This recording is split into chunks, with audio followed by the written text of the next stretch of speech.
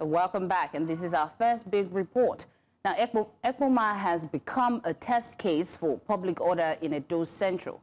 What began as civil unrest has now drawn a heavier police presence, raising hard questions about security, accountability, and the thin line between restoring calm and deepening mistrust. The central issue remains this: can force alone fix a problem rooted in tension, fear, and unresolved grievances? This morning, we look beyond the headlines. Our correspondent was on ground, speaking with residents, security operatives, and local voices caught in the middle of the disorder. The aim is to understand what triggered the unrest and how authorities responded and what remains unsolved. Here now is our special report by Amenze Bazuaye.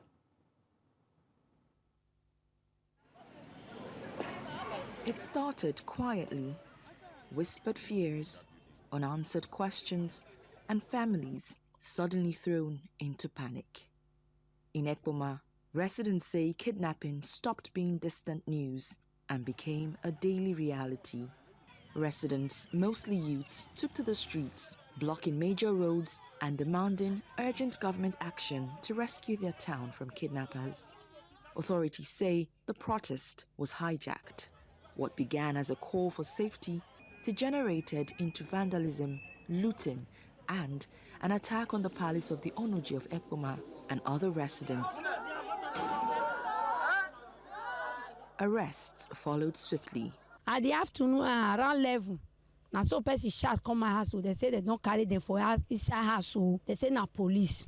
3 a.m. in the morning, they called me that some policemen came to their hostel and they entered their hostel, took them away. The Edo State Commissioner of Police, Monday Agbonika, says security has now been reinforced across Edo Central, with community policing activated and bush-combing operations intensified to flush out kidnappers hiding in surrounding forests.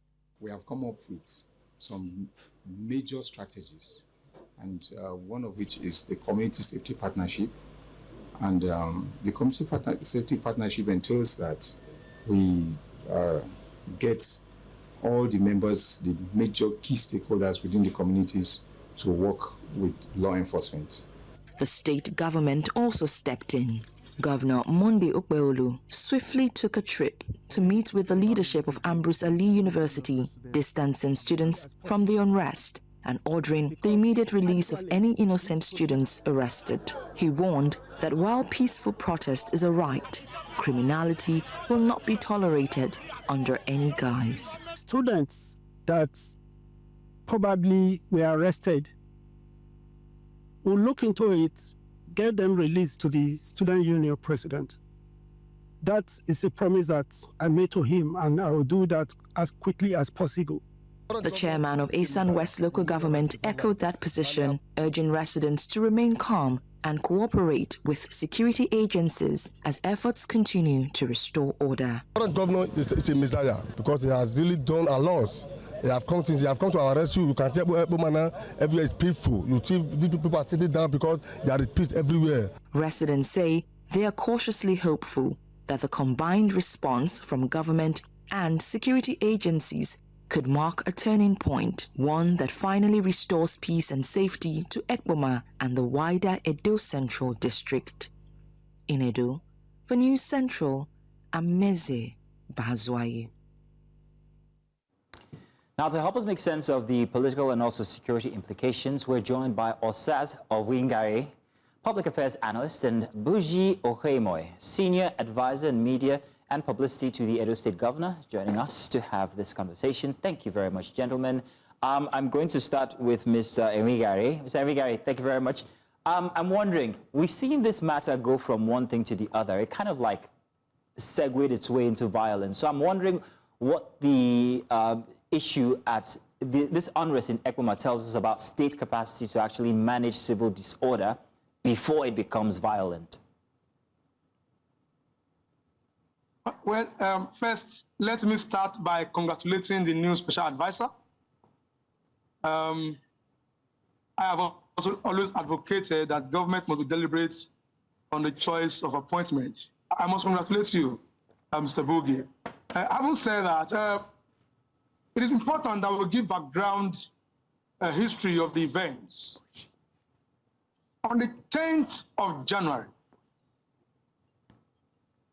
the residents of Ekpoma in Edo Central local government, of course, the head of Edo Central local government of Edo State, took to the streets to protest what they describe as incessant kidnapping and heightened insecurity in the area. Protesters carried placards demanding government actions. What began as peaceful protests suddenly snowballed into a demonstration of some sort, if you like, riots. Government believed that this protest was hijacked by hoodlums. In some quarters, it is believed that these hoodlums were sponsored by opposition elements to disrupt, if you like, to discredit the government of Senator Monday Okhuemoi. Right or wrong? Does the people have the right to protest? The answer is yes. Do they have the rights? Are there insecurity in Edo State, particularly the Edo Central, where the government comes from? The answer is yes. Are government taking steps to check this insecurity? The answer is yes. Now, what are the issues? People who take to streets to protest must put all measures in place to ensure that their innocent and genuine protests and demands are not hijacked by unscrupulous elements. Now, Mr. Osa, as we have seen. Mr. Osa, I want to thank you very much for giving us a background. You've actually done very well.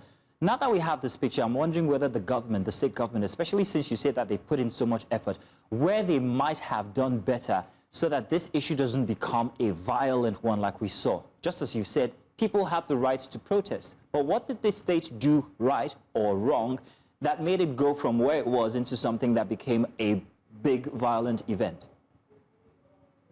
How could they have forestalled this? What happened in Edo State, of course, is what happened in Nigeria. Government hardly take its citizens seriously. The people didn't just come out. They have been crying for government interventions over time. And of course, they may have believed that government have not done enough. Government must take every cry of citizens very seriously. And I think Edo State government, in as much as I agree that they are doing enough or they are doing much to check what is happening there in Edo Central, in other parts of the state, they must take the genuine cry and yearnings very seriously. All right, then. They must take government very seriously and must check the issue of unemployment, which is why people take to crime like you have seen in Ekpoma.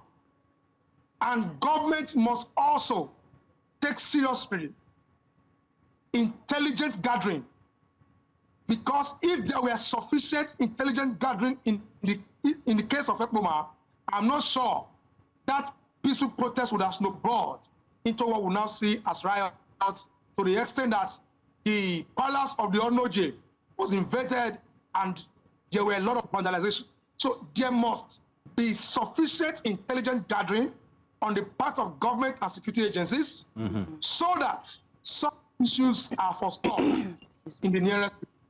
All right, thank you very much, Mr. Emwinghare. So thank you. For me, I would like to ask Bugie, or Bugie, I hope I got it correctly.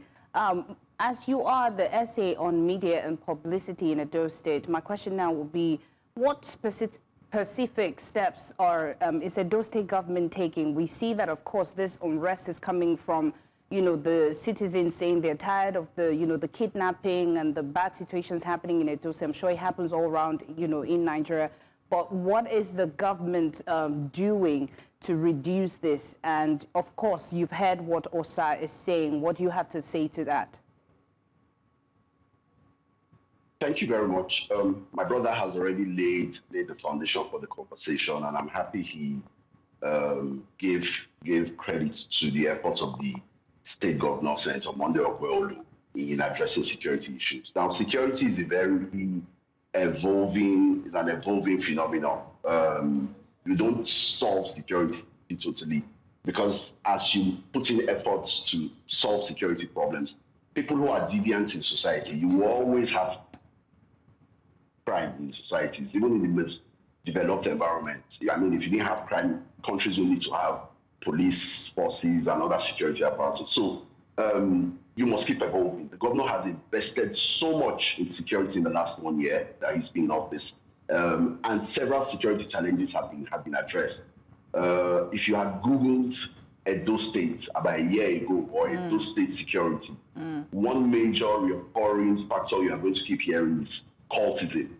It was so bad in Edo State that, I mean, we were counting loss of young lives in hundreds. This last December was the first time in several years that we had peaceful celebrations, and we weren't counting scores in quotes. Counting scores is the term that is used to describe how many people have died on each cult site. Governor Okhuemoi, through his proactive measures and investments in security, has totally, eradicated cultism. When you look at urban crime, armed robbery and all of that, that has almost basically been dealt with too in major parts of Edo State. It's important to stress that this particular situation we're talking about is centralized in a small part of the whole state. So Edo State is safe.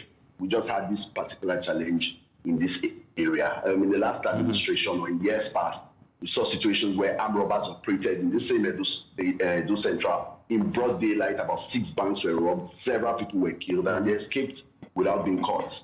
The party chairman of the opposition party in Edo State, some years back, was kidnapped in Benin City just in front of his house. But we don't have those kind of things happening again. So the governor has done so much in creating a peaceful environment. The challenges we see in Edo Central are as the result of the general national problem of forest banditry that many states are encountering. And the fact that it came to Edo Central is also a slight reflection of the efforts of the governor.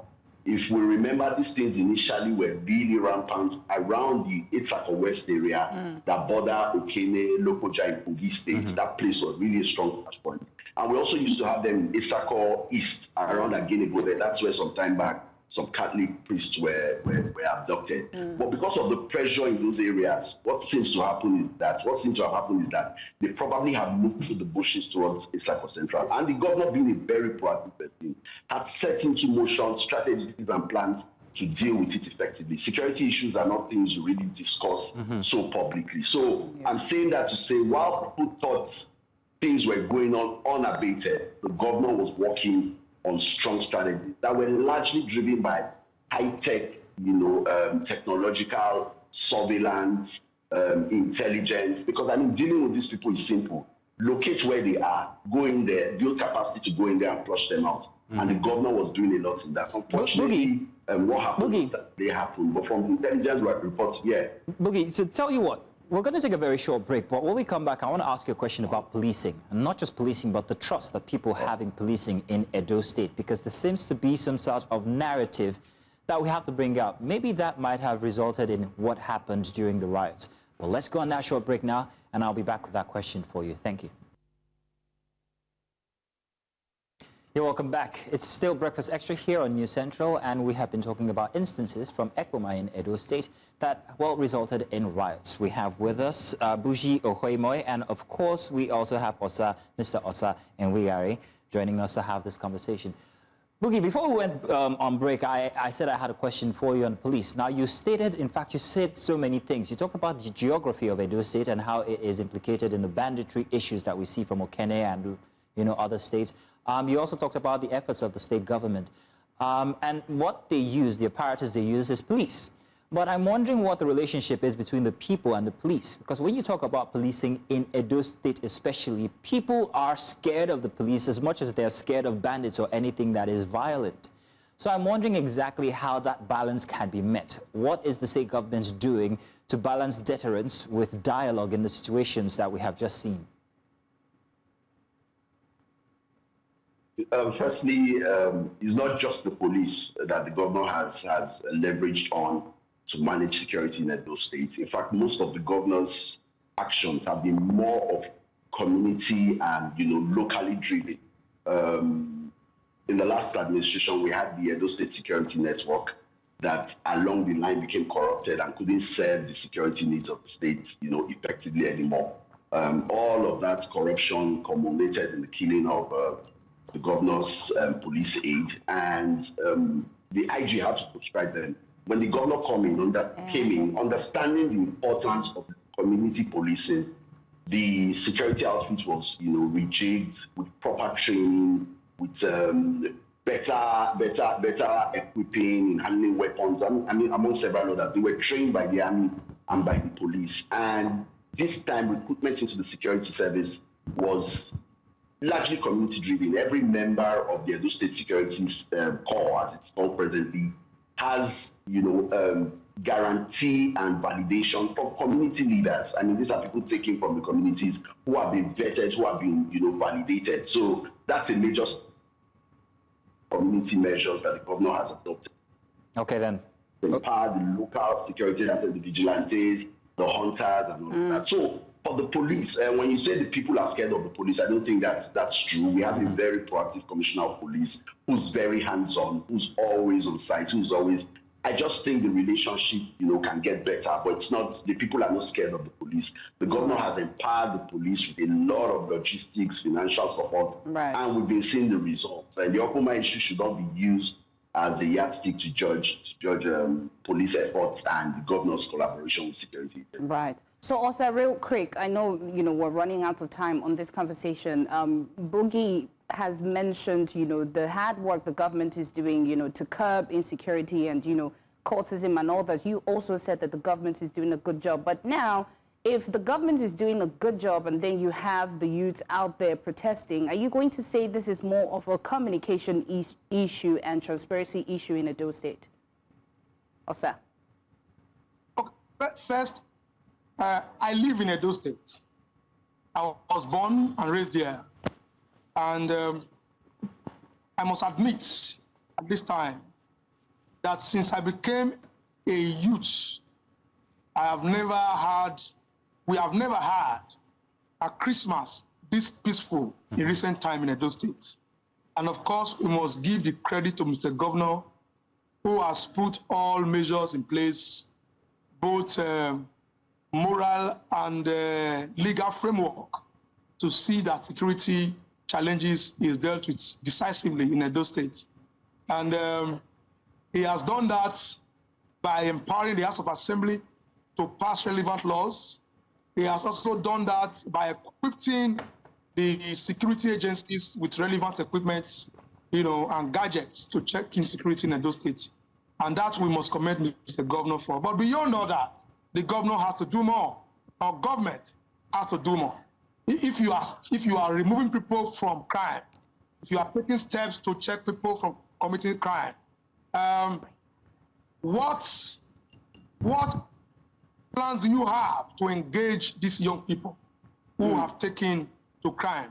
Who are or those who are intending to take to crime. Government must, empower these young people to channel their energy towards adventures that are meaningful to themselves, and of course to the society. And government must also arrest or manage the relationship between young people and the police and other security agencies in Edo State. Because what we have seen over time is incessant harassment of the police. The police harass young people, incessantly. Government takes steps to see that these things are checked, so that people can live freely, and work freely in the states. But in spite of all this, we make government, and also, like I said earlier when I started this conversation, I am congratulating the new special advisor, who at this time must be deliberate in sending the messages of what government is doing to see that it reaches the grassroots.